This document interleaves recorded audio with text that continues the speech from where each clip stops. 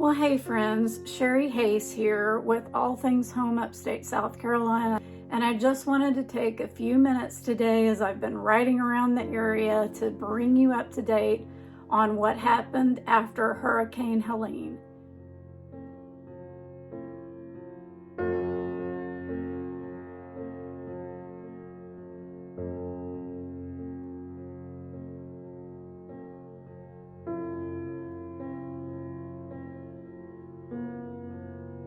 We are a local custom builder. I am a local realtor, and then also we do insurance, restoration, and reconstruction. I wanted to tell you what has happened in our area and how our area responded.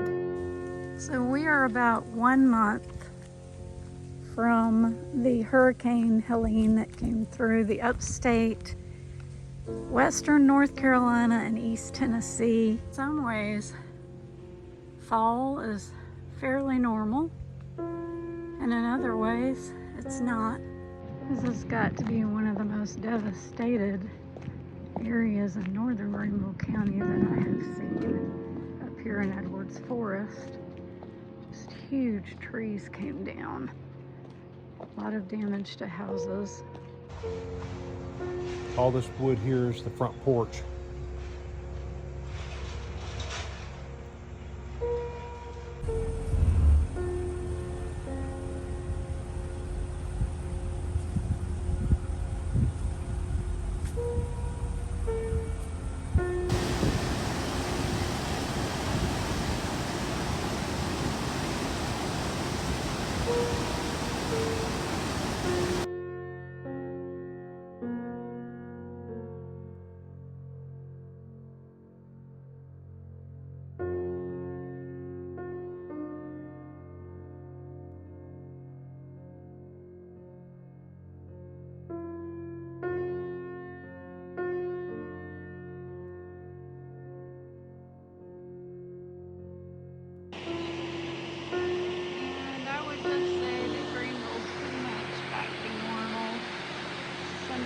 Still recovering from trees hitting houses or wind damage. When this devastating storm hit the Greenville Spartanburg area and our power was out and people's houses had gotten damaged by trees and power lines were down, and it was just a little chaotic, at least for a week for most of us. Grocery stores had cleaned out refrigerated and frozen items. Things right now are for the most part pretty much back to normal, but I have to tell you that right after Helene there was nothing, like nothing in any of the refrigerated sections, frozen sections. A lot of the produce was very sparse. Ingles, one of our local grocery stores, gets all of its supplies out of North Carolina. But every bit of this that you're looking at now is empty.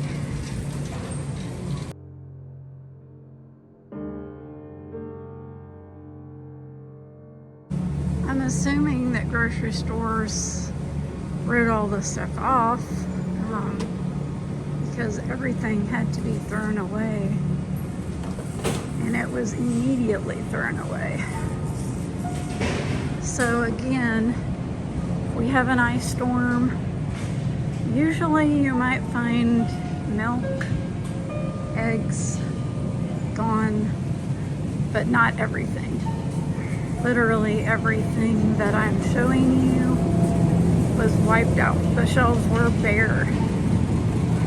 But the people here in the Greenville, Spartanburg, upstate area, and even surrounding cities responded to western North Carolina with so much love and compassion. And Happy Helicopters, I have to mention them because they were one of the first groups that I heard of that was taking supplies into these devastated, remote and hard to reach areas. Just put out just an Instagram post that we had a helicopter and that we're willing to help.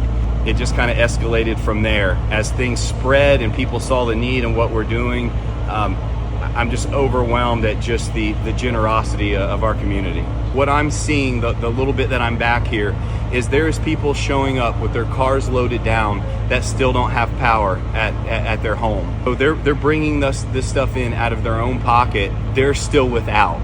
I've lived all over the country throughout my flying career, and I've never lived in a community that is this giving. Kind of balances things out as to what we go out there and see in the field, just the devastation.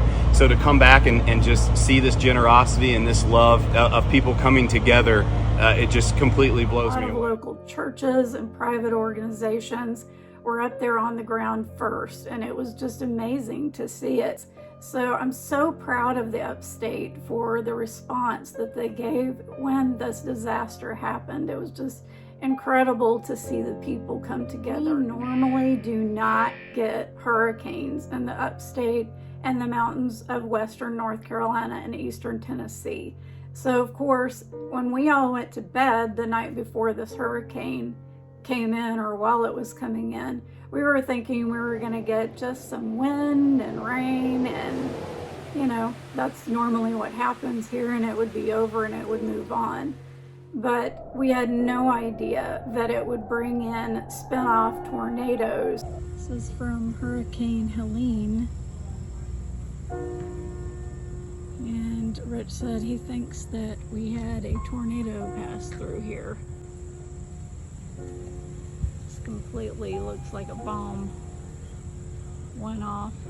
All of these trees that came down because of the ground being so wet, they were just all over the road. So we're down here at Unity Park, and you can see that this bridge is closed, probably some structural problems with it.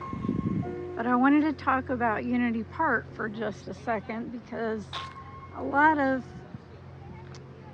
pictures of Unity Park show the Unity letters, and when Hurricane Helene was here, the Unity letters were about 3/4 covered with water.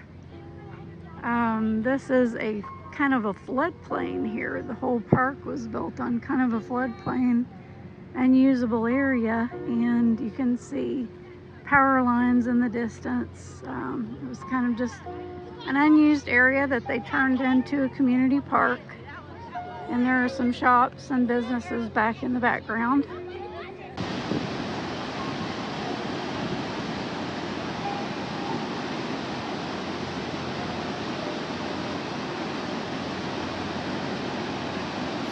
It would cause flooding, that it would cause mudslides and catastrophic damage to the mountains of Western North Carolina, where we visited many times. It was just kind of unbelievable, honestly.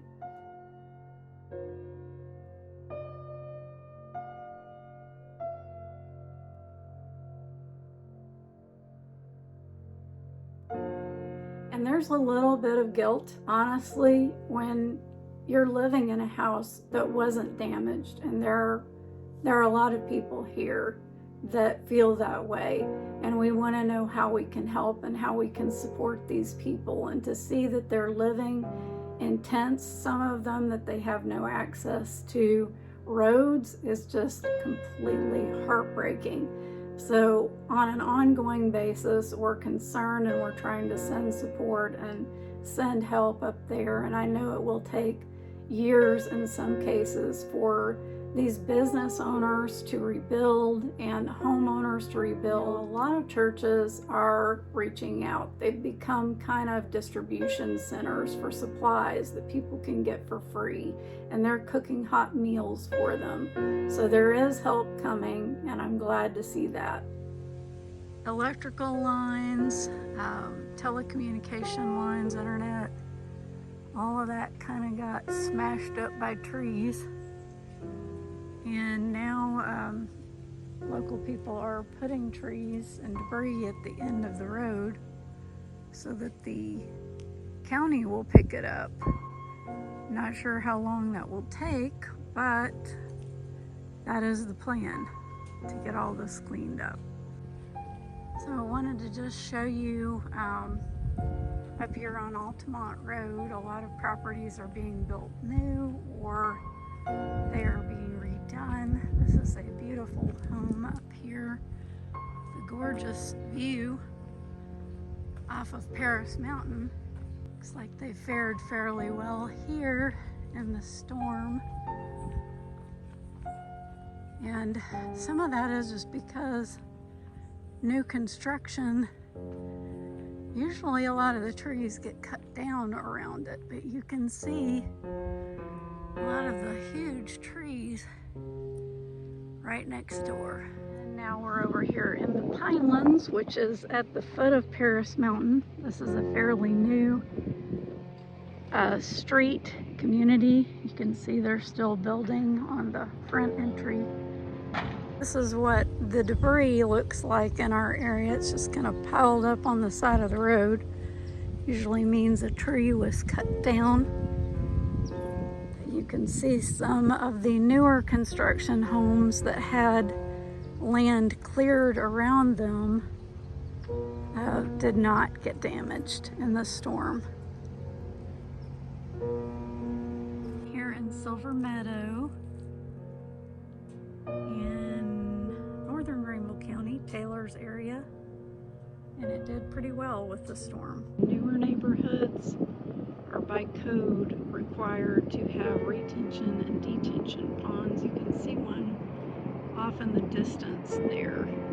And what that does is it takes the water from the neighborhood and gives it a place to go. So in a newer neighborhood, you're going to find houses with some trees around it, but not right up close to it. And then a lot of drainage. In newer subdivisions like this that have large lots, very often they are on septic.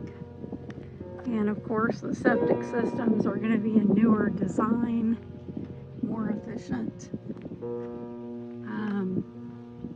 Some of the older homes, you do probably want to have a septic test done. Just check out the septic system with your home inspection. We do have a lot of neighborhoods in Greenville that have kind of ditches or culverts out in front of houses made to direct and catch water.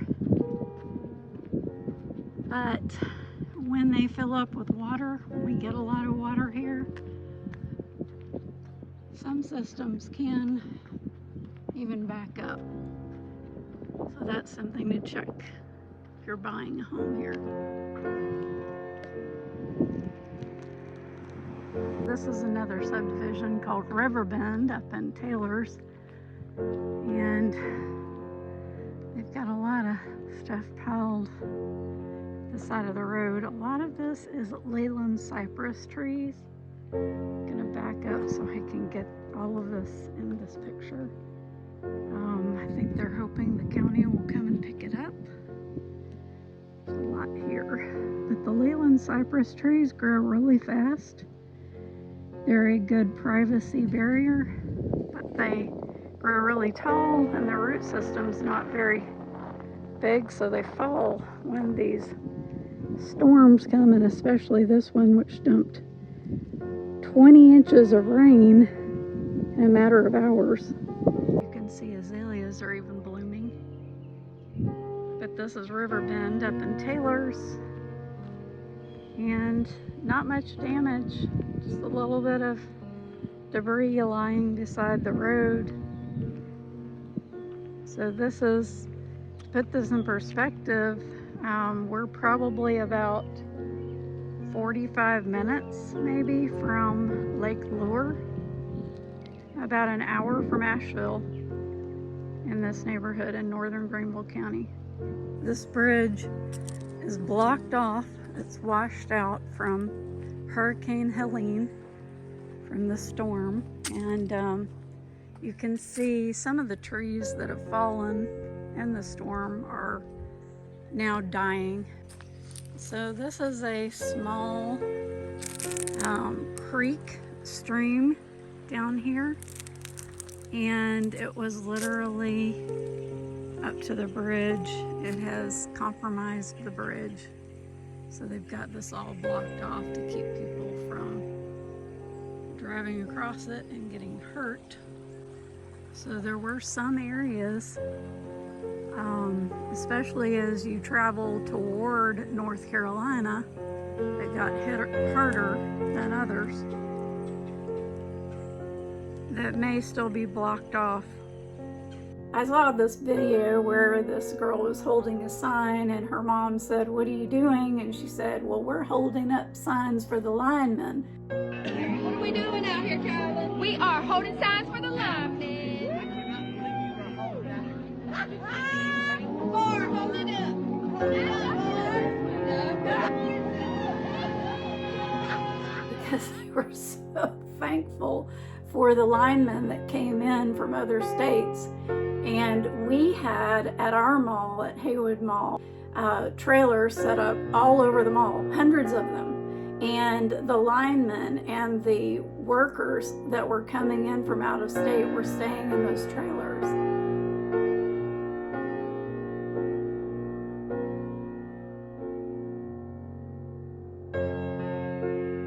And so people were bringing them food and offering to help with laundry and all kinds of things for the linemen, which we were very thankful for.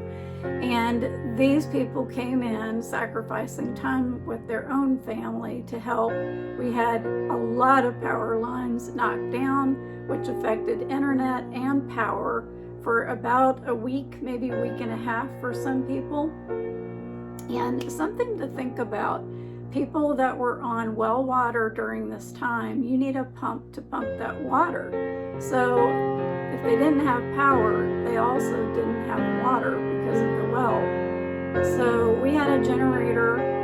Thankfully, it was able to operate during the day and keep our food from going bad, but a lot of people had to throw away food. Gas was in short supply, and normally we would have a power outage because there's an ice storm and ice accumulates on the trees and then branches fall into power lines, and that's normally how our power goes out. I discovered online these light bulbs, and I wanted to share that with you too, because this has been a great item for us during these storms.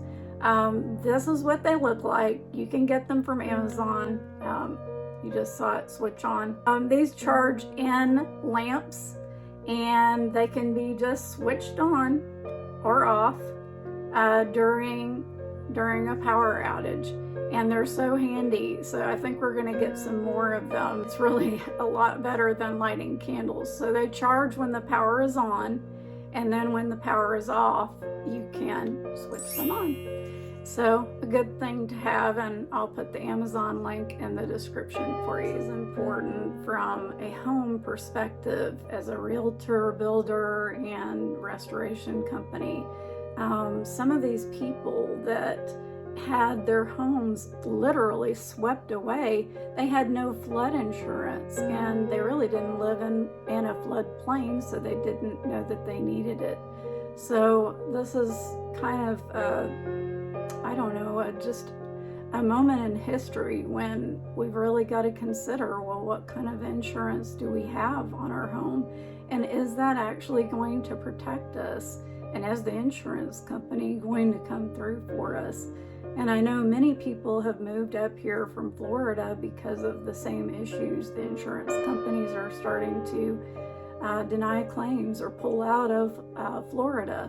And it's just really sad to see someone that has owned their home maybe for several generations all of a sudden be put in a position where they may not even be able to rebuild.